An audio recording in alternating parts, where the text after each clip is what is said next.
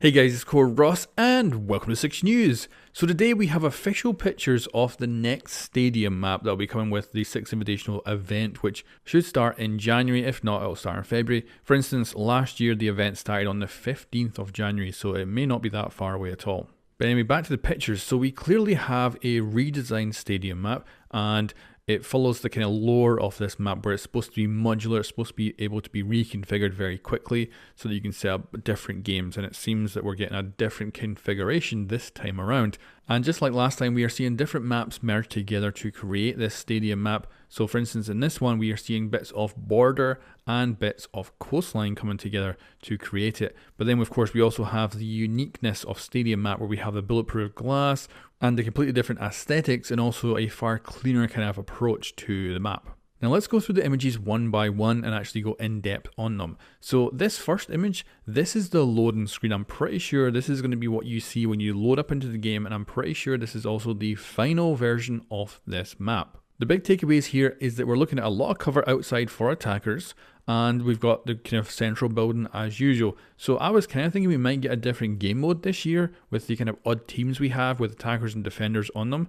But this looks like a normal attacker-defender setup. So I'm assuming this might actually just be normal Siege like last year, but we'll have to see if they throw in anything unusual. We also have the map using very nice colors.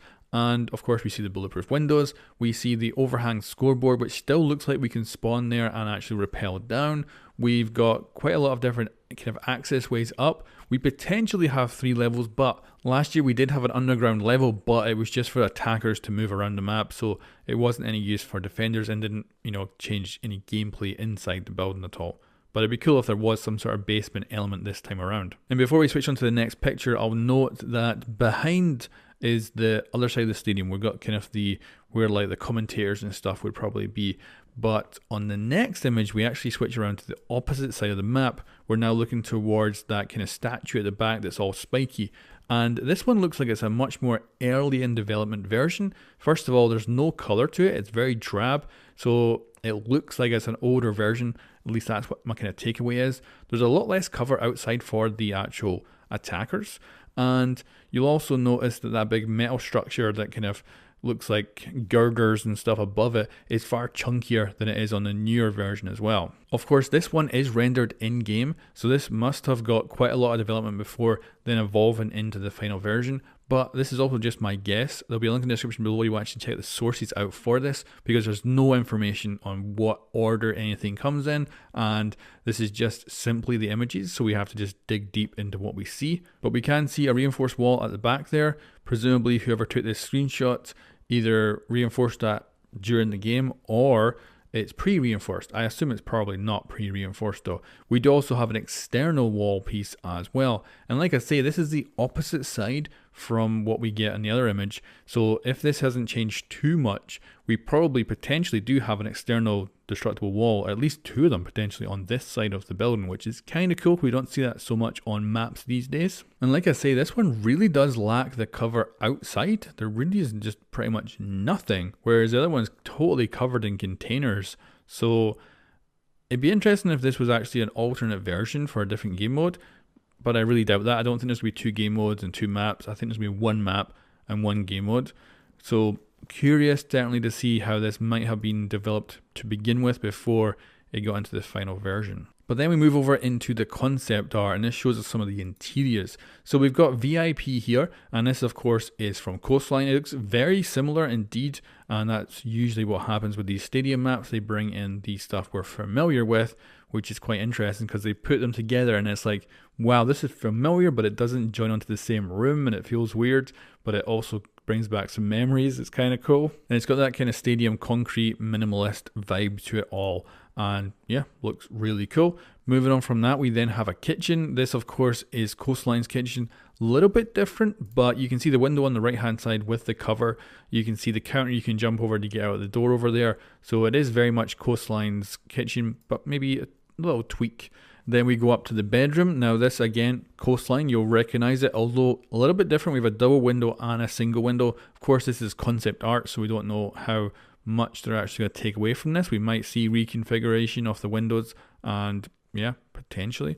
There's also apparently is still a bomb site. We can see a bomb there with a room going on through to the other area. So again, looking like it's very similar. But then we move on to something that's not so similar. This is a shower room and it looks very large. We've got 2 big windows.